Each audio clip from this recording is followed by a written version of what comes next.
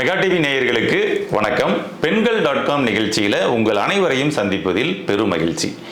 இன்னைக்கு சர்க்கரை நோய் அப்படின்றது இன்னைக்கு பெரும்பான்மையான மக்களுக்கு வந்துக்கிட்டு இருக்கக்கூடிய ஒரு நோயாக இருக்குது. இது ஆரம்ப கட்டத்தில் ப்ரீ டயபெட்டிஸ் அப்படின்னு சொல்லுவாங்க. இந்த ப்ரீ டயபெட்டிஸ் இன்னைக்கு வேர்ல்டு லெவலில் நம்ம எடுத்து பார்த்தோம் அப்படின்னோம்னா அதிகபட்சமாக இருக்கிறது நம்மளுடைய இந்தியாவில், அதுவும் குறிப்பாக தமிழ்நாட்டில் அப்படின்றதெல்லாம் ஒரு பெரிய ஆச்சரியமான ஒரு விஷயமா இருக்குது. அதிர்ச்சியான விஷயமாகவும் இருக்குது அப்படின்னு சொல்லலாம். ஆமாம், இந்தியாவில் இருக்கக்கூடிய பெரு நகரங்களில் இந்த சர்க்கரை நோய் அப்படின்றது தலைவிரிச்சாடுது.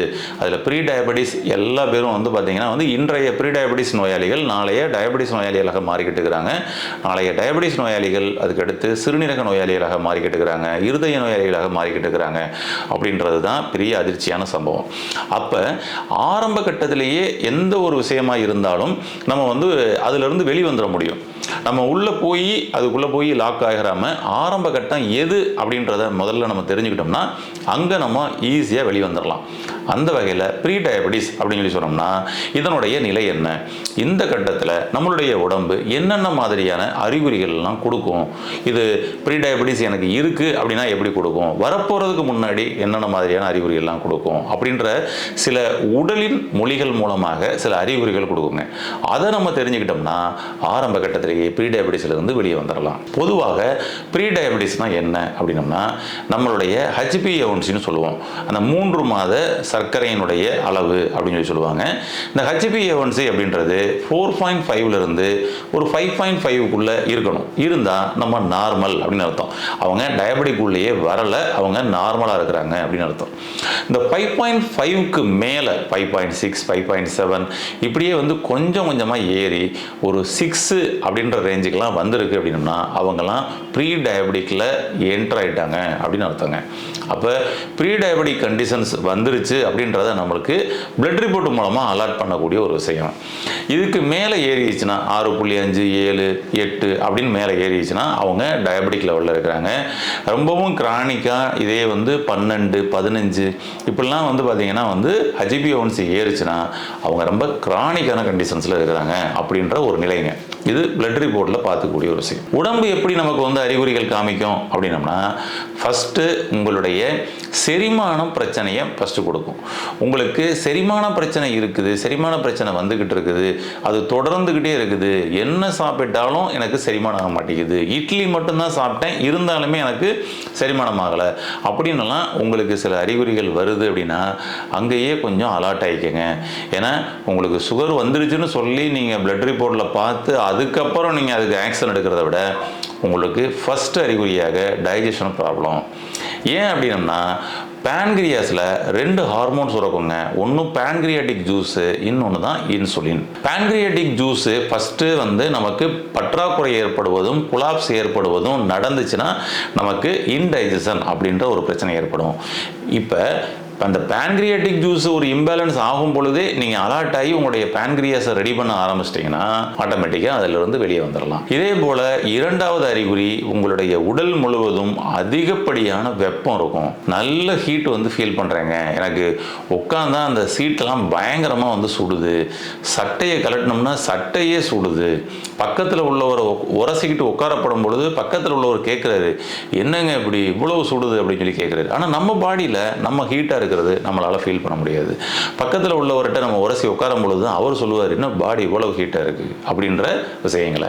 இது எக்ஸ்டர்னல் பாடி ஹீட் மட்டும் இல்லைங்க, இது இன்னர் ஆர்கன் ஹீட்டு அப்படின்னு சொல்லுவோம். ஏன்னா எக்ஸ்டர்னலாக பாடி தொட்டு பார்த்தா அவ்வளோ ஹீட்டு தெரிலங்க அப்படின்னு சொல்லுவோம். ஆனால் இன்னர் ஆர்கன் ஹீட் எப்போவுமே பார்த்தீங்கன்னா பெரும் வெப்பம் அப்படின்றது இந்த நடுவில் இருக்கக்கூடிய அந்த நெருப்பு குழம்பு மாதிரி இருக்கும். ஆமாம், அந்த நெருப்பு குழம்போட வெப்பம் தான் அதிகமாக இருக்கும். அதனுடைய தாக்கம் கொஞ்சம் கொஞ்சமாக வெளியில் பார்த்தீங்கன்னா ஸ்ப்ரெட் ஆகி இது இருக்கும், அவ்வளோதான்.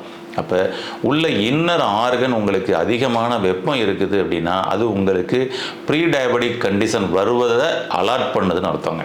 இந்த வெப்பம் உள்ளே இருக்குது ஆனால் என்னால் தெரிஞ்சிக்க முடியாது அப்படின்னு சொல்லி சொல்கிறீங்களே, நான் எப்படி தெரிஞ்சுக்கிறது அப்படின்னா அதுதான் உடலின் மொழிகள் மூலமாக சில விஷயங்களை நம்ம கொடுக்கும். உதாரணத்துக்கு நம்மளுடைய கண்ணு பொங்கும், கண் ரெட்டிஸ் ஆகலாம், கண் பார்வைகளில் நமக்கு எரிச்சல்கள் வரலாம்.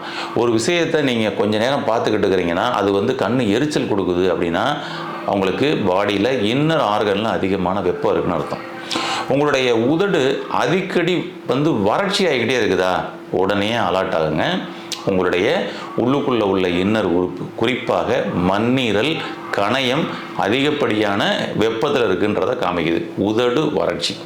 அப்போ உதடு ட்ரை ஆகிட்டே இருக்குதுங்க. எவ்வளவு தண்ணி குடித்தாலும் என்னுடைய உதடு வந்து பார்த்திங்கன்னா வந்து ஒரு நார்மலுக்கு வர மாட்டேங்குது.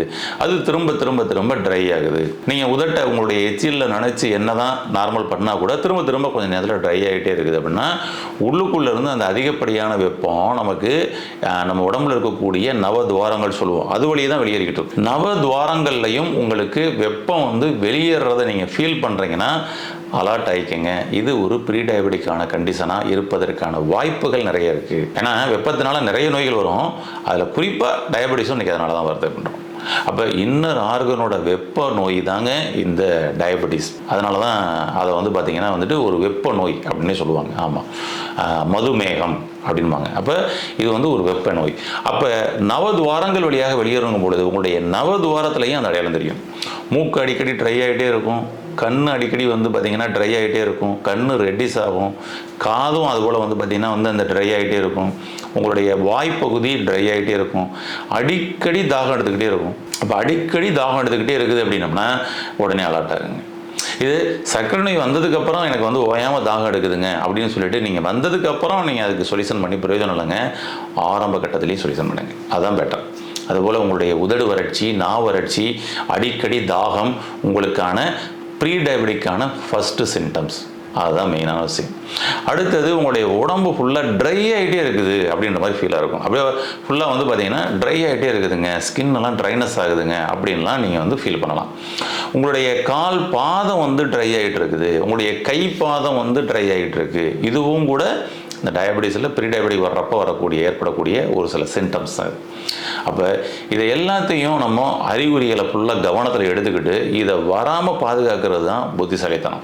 இதை நம்ம நார்மல் பண்ணுறது தான் புத்திசாலித்தனம். இந்த அறிகுறிகளை ஆஃப் பண்ணிங்கனாலே நீங்கள் ப்ரீ டயபெட்டிஸ் அப்படின்ற அந்த கண்டிஷன்லேருந்து நார்மல் நான் டயபெட்டிஸ் அப்படின்ற ஒரு கண்டிஷனுக்கு நீங்கள் வர வாய்ப்பு இருக்குது. அப்போ அந்த கண்டிஷன் வரணும்னா என்ன பண்ணணும் அப்படின்னா, ஈஸியான சில டெக்னிக்ஸ் சொல்கிறேன், இதை மட்டும் பண்ணுங்கள். அருமையாக நீங்கள் ப்ரீ டயபெட்டிஸ்லேருந்து நான் டயபெட்டிஸ் அப்படின்ற நிலைமைக்கு உங்களால் வர முடியும். என்ன பண்ணணும் அப்படின்னா, ஃபஸ்ட்டு விஷயம், நீங்கள் நல்ல செக்கில் ஆட்டின நல்லெண்ணெய், இதை நம்ம உடம்புல எந்த வகையிலலாம் உள்ளே சேர்த்துக்கலாம், கொடுத்துக்கலாம், எக்ஸ்டர்னலாக அப்ளிகேஷன் பண்ணிக்கலாம்னு சொல்லிட்டு கொஞ்சம் யோசிச்சு பாருங்கள். இந்த நல்லெண்ணெயை நீங்கள் வாய் கொப்பளிங்க, காக்லிங் பண்ணுங்கள். அப்போ வாய் கொப்பளிக்கப்படும் பொழுது உங்களுடைய நாக்கு உங்களுடைய உடம்புல இருக்கக்கூடிய எல்லா உறுப்புகளோடையும் கனெக்ட் ஆகிருக்கும். அப்போ இதன் மூலமாக அந்த உறுப்புகளுக்கு குளிர்ச்சி தன்மையை கொடுக்கும், நல்ல கூலிங் கொடுக்கும். ஏன்னா இந்த எள்ளு எண்ணெய் மட்டும்தான் கல்லுக்குள்ளும் ஊடுருவக்கூடிய தன்மை வாய்ந்ததுன்னு சொல்லிட்டு அதுக்கு பேர் நல்லெண்ணெய் வச்சாங்க. அதனால் உங்களுடைய உள்ளுறுப்புகளை கூலிங் பண்ணக்கூடிய ஒரே எண்ணெய் நல்லெண்ணெய். இதை ஆயில் புல்லிங் பண்ணுங்கள். ஏன்னா முன்னாடிலாம் அந்த காலத்தில் இதை கண்ணில் ஊற்றுனாங்க, காதில் ஊற்றுனாங்க, தொப்புளில் ஊற்றுனாங்க, ஸ்பூன் எடுத்து குடித்தாங்க, கால் பாதத்தில் வந்து தடவுனாங்க. இப்படி பல விஷயங்களை வந்து பண்ணிக்கிட்டாங்க. இந்த நல்லெண்ணெயை மட்டும் நீங்கள் வந்து டெய்லி காலையில் எழுந்த உடனே 5-10 ml எடுத்து நல்லா ஒரு 20 நிமிஷம் நல்லா காக்லிங் பண்ணி அது நீர்த்து போய் பச்சை தண்ணியான உடனே துப்பிடுங்க. அதுக்கப்புறம் ப்ரெஸ் பண்ணிக்கங்க. இது ஒன்று போதுங்க உங்களுடைய உள்ளுறுப்புகளை கூலிங் பண்ணுறதுக்கு பெஸ்ட்டு. அதுக்கப்புறம் ஜீரகம், ரொம்ப எளிமையான ஒரு சொல்யூஷன் தான் சொல்கிறேன். ஜீரகம், இந்த ஜீரகத்தை பாயில் பண்ண தண்ணி நீங்கள் எப்போ குடித்தாலும் அதை மட்டும் குடிச்சிட்டு வாங்க. ஏன்னா சீர் அகம் ஈக்குவல் டு சீரகம், அவ்வளோதான். சீர் ப்ளஸ் அகம் ஈக்குவல் டு சீரகம். உங்களுடைய அகத்தை சீர் செய்யக்கூடிய ஒரே மருந்து சீரகம் தான் அப்படின்ட்டாங்க. நீங்கள் வேறு எதுவும் தேவையில்லை. சீரகத்தை மட்டும் நீங்கள் குடிக்கக்கூடிய தண்ணி, ஒரு 2 லிட்டர் தண்ணி அதை போட்டுருங்க. ஒரு ஜீரகம் நல்லா ஒரு 2 ஸ்பூன் 3 ஸ்பூன் போடுங்க. நல்லா பாயில் ஆகி எசன்ஸ்லாம் நல்லா இறங்கணுன்னா அது ஒரு 1.5 லிட்டர் ஆனோன்னா இறக்கிடுங்க. அந்த தண்ணியை கொஞ்சம் ஆற வச்சுட்டு அந்த தண்ணியை மட்டுமே நீங்கள் குடிச்சிட்டே வாங்களேன். என்ன மாற்றம் நடக்குதுன்னு பாருங்கள். உங்களுடைய பேன்கிரியாஸ் உங்களுக்கு நன்றி சொல்லும், உங்களுடைய கல்லீரல் உங்களுக்கு நன்றி சொல்லும், உங்களுடைய மண்ணீரல் உங்களுக்கு நன்றி சொல்லும், உங்களுடைய இரைப்பை உங்களுக்கு நன்றி சொல்லும், உங்களுடைய சிறுகுடல் உங்களுக்கு நன்றி சொல்லும். பாருங்கள், உள்ளுக்குள்ளே உள்ள உள்ளுறுப்புகள் உங்களுக்கு நன்றி சொல்லும். ஏன்னா அவருக்கு தேவையான சப்போர்ட்டான ஒரு உணவை கொடுக்குறீங்க. அதான் அந்த ஜீரக தண்ணீர் உணவு. இந்த ஜீரக தண்ணியை மட்டும் நீங்கள் வந்து சாப்பிட்டுக்கிட்டே வந்தீங்கன்னா உங்களுக்கு ஜீரணம் நல்லா சூப்பராக நடக்கும். பேன்கிரியாஸில் இருந்து பேன்கிரியாட்டிக் ஜூஸ் வந்து பார்த்தீங்கன்னா சீராக வரும். இப்போ உள்ள கூல் பண்ணியாச்சு, ஜீரணம் அஜீரணத்தை சரி பண்ணியாச்சு. ப்ரீ டயபெட்டிக்கில் வந்து நீங்கள் ஈஸியாக வெளியே வந்துடுவீங்க. உங்களுக்கு ப்ரீ டயபெட்டிஸ் உங்களுடைய HbA1c வந்து 6 இருக்குது 6 இருக்குதுன்னு வந்தால் கூட நான் சொன்ன இந்த 2 விஷயத்தை மட்டும் நீங்கள் சரியாக கடைபிடிச்சா 3 மாதத்தில் உங்களுடைய HbA1c சூப்பராக 5.5க்கு கீழே வந்து நான் டயபெட்டிஸ் அப்படின்ற நிலைக்கு நீங்கள் மாற முடியும். நிச்சயமாக நீங்கள் கடைபிடிச்சு மாறுவீங்கன்னு நம்புகிறேன். வாழ்த்துக்கள். நன்றி.